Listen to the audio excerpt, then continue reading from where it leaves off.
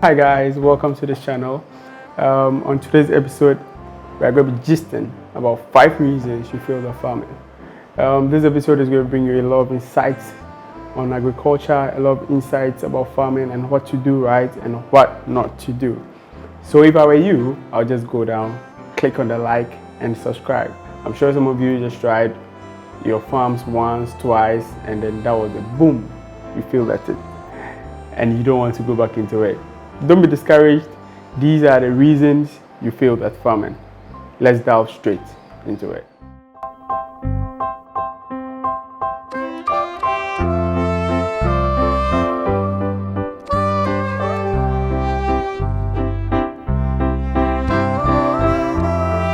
One of the reasons you failed at farming is because you had too much expectations. Your expectations were too high. This is because you probably heard, oh, agriculture is lucrative, so you decided to just dive into it. You just decided to dive into it with your body, heart, soul, and mind.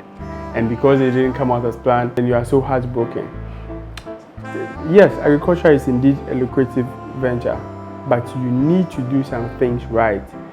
If you don't do some things right, your input obviously translates into your output. So if you don't do some things right, you shouldn't expect to get these lucrative expectations people talk about. So there are a lot of things that you are supposed to do right before you get to that stage of how lucrative agriculture is. Yes, so you go in with too much expectations, too high expectations, and then boom, you get hurt and you fail.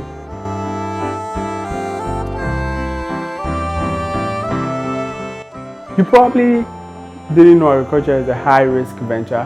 They probably didn't tell you about that, right? Oh, I'm sorry. Agriculture is just like any other business that is very lucrative. It's a high business venture, and so there is high risk. You shouldn't expect to go into agriculture and have a smooth sailing ride. It's not so. Just like any other business, there are high risk involved, there are little risk involved.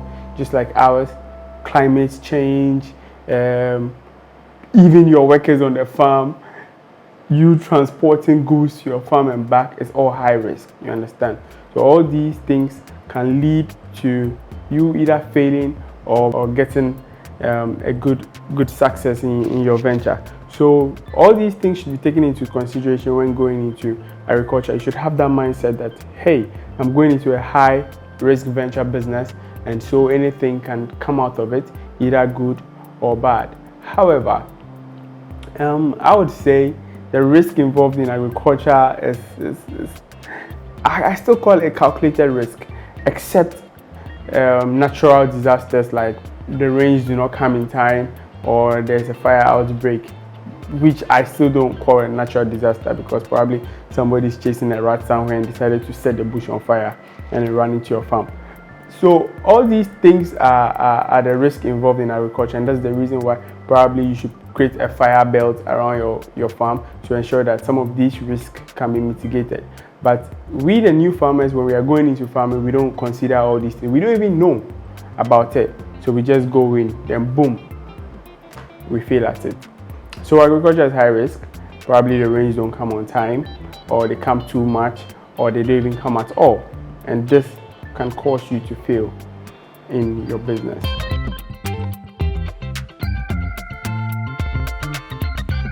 You did less research.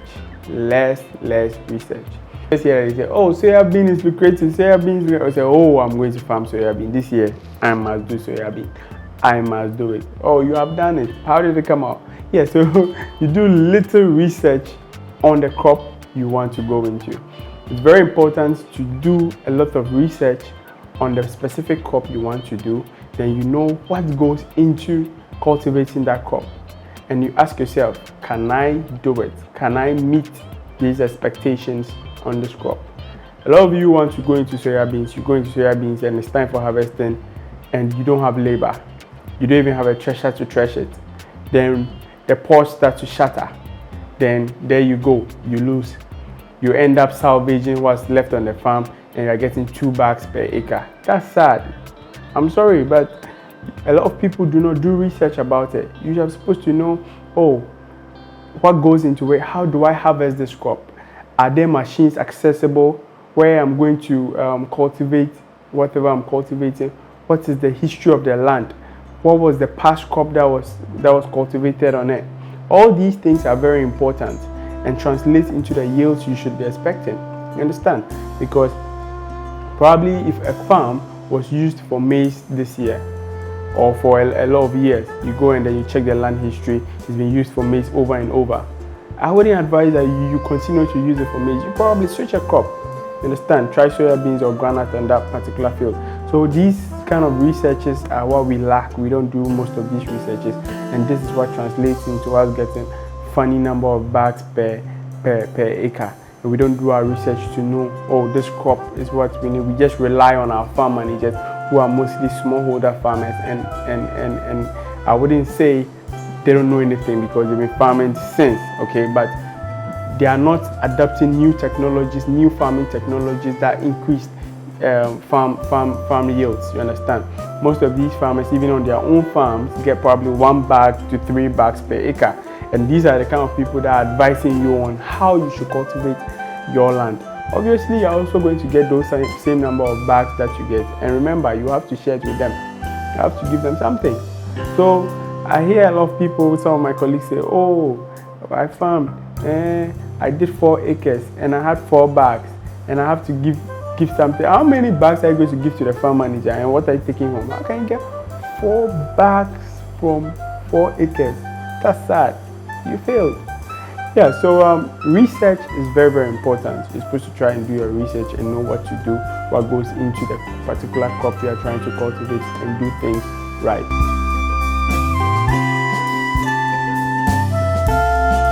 The reason you failed is because you are doing white collar farming. White collar farming. You sit in Accra, you sit in Kumasi, or you sit in the US or in the UK, and then you are like, oh, Kojo, my farm. Yes. So how many bags do we need? He says, oh, we need 6 bags of fertilizer. Okay, I'll send you the money. Then you send it. My brother, my sister, I'm sorry to say, but you will fail. The tendency of you failing is high. It's not always so though, because if you get somebody trusted that can monitor your farm over and over, then probably you will do well. But what you should know is that farming needs monitoring. You should be there. You should be there to see how your seeds are even being planted. Are they planting them in rows? Are they just broadcasting and plowing over? You understand? How are they applying my fertilizer? Are they broadcasting my fertilizer? Are they dibbling and burying it? Are they doing it how they were supposed to do it? Do I really require this number of bags they ask me to? You see, so this connects to the research aspect I was talking about, because when you do your research, you know the number of probably fertilizers and then seed you need for the number of acreages you are cultivating. So when you do this, nobody can cheat you. When Kofi says that, hey, we need 6 bags, be like, Kofi, but we are cultivating just this number of acres. No, I think we need 3 bags. You understand? And also, are you there to see how this fertilizer is being utilized by Kofi? That's the question. So most of us sit in Accra, sit in the US, sit in the UK, and we hear that farming is lucrative and you want to do it. But how do you monitor? You can't monitor. You understand? And those are the very, very crucial times in agriculture: at planting, at fertilizer application, and at harvesting. And even weeding. Weeding, you should make sure your field is cleared and all of that. So these very crucial stages where you are supposed to be there to monitor, to ensure that these things are done, you are not there. So at the end of the day, they call and they tell you, oh, we had 6 bags. Are you even there to see for real if we really had 6 bags? Were you even there to see how your crops were doing? Were you? So you see, sometimes to those people are saying the truth. You understand? Probably there was even pest infestation. But when you go to the field yourself, probably you have seen that, oh, it's like there's pest coming. I think I have to let them spray. But you are just relying on somebody who might not monitor the farm on a regular basis, or feels like, I'm doing all the work and at the end of the day I should give you the money, or I should give you all these bags. No, we will share it. You understand? So you are supposed to be directly involved in what goes on the farm. At least you should make some time every 2 weeks, or even if you can, even once a month, try and go there yourself. But at some particular times, which is planting, fertilizer application, and then harvesting, do not miss your farm appointment. Do not miss your farm appointment. Let me even give you an experience. I was at the farm, right? I was there, right there, during fertilizer application. Even with that, they tried to hide my bag of fertilizer. I was there. I was standing right there while they were applying the fertilizer. They applied it to the end of the field and came back without a fertilizer sack. You understand? So, how much more you sitting in Accra, sitting in Tamale, sitting in the US, in the UK? How much more that? Yes, think about it. That is why you failed.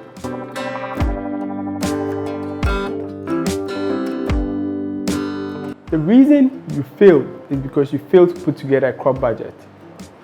At the beginning of the season, you just knew that, oh, I want to farm rice, I want to do maize, I want to do millet. What goes into it? How much do you need from cultivating all the way through to harvesting? How much do you need? You don't know. You need to put together a crop budget. You need to know how much you need at each stage throughout the cropping season. This would inform you on the number of acreages you can even do in the first place. Because you just go like, I want to do 10 acres. Then you start to cultivate. Labor comes, fertilizer comes. Then, they keep asking for money. Then you're not like, oops, there's no money. But then you are cultivating 10 acres. So what are you doing? You are forced to compromise and do the bare minimum to ensure that you are able to get through to harvesting. And at the end of the day, you get nothing from it. Whose fault? Your fault. You refuse to do a crop budget. You're supposed to sit down, get somebody that is experienced to put together a crop budget for you. And the person is supposed to tell you, this is how much you need for plowing per acre. This is how much you need for seed per acre. This is what you need labor per acre. All through to harvesting. Or they'll come and spray for pests. They'll come and harvest. They'll come and trash.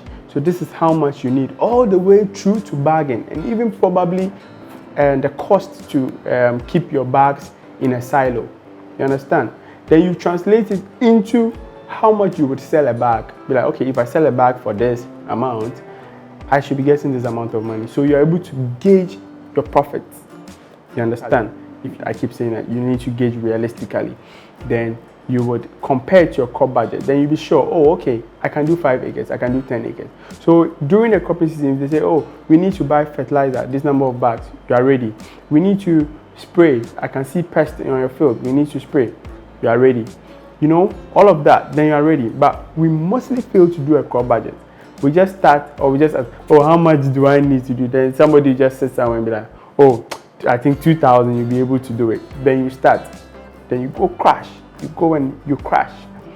This is the reason you failed, because you didn't do the right thing. Because at the end of the day, probably if you needed 2 bags of fertilizer for basal application and 1 for top dressing, which is 3 bags per acre, probably for maize, at the end of the day, you do not have the money for that. So you are forced to use 1.5 bags per acre, or probably even just 1 bag per acre. And you are expecting to get good yields. No, you wouldn't. You understand? So these are some of the things that we do on our farms that leads us to fail. My dad always tells me, it's not about having large number of acreages. It's just about doing what you're supposed to do right.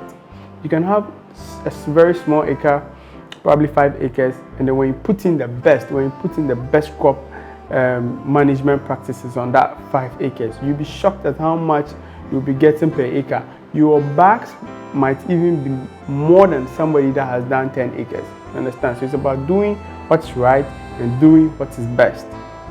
And that will translate into you not failing. So these are just my 5 pointers on what made you fail. I don't want to hear you failing.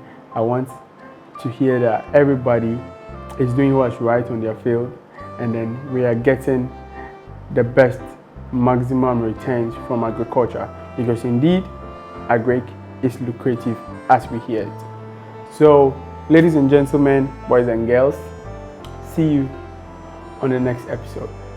But if you enjoyed this, kindly like and subscribe, and feel free to comment. Also, if you need a crop budget, feel free to hit up. We can discuss something, and then we'll see how best we can support you raise a realistic crop budget, and also advise you on some things. I know some of you have hit me up, you've texted me, you've sent emails. I've been able to support you as little as I can. I'll continue to try my best. If I don't know something, I would ask somebody that knows and get back to you, or I'll link you to the right people that have those knowledge or probably services to render to you to help support you at the end of the day, so that we can all grow together. Thank you.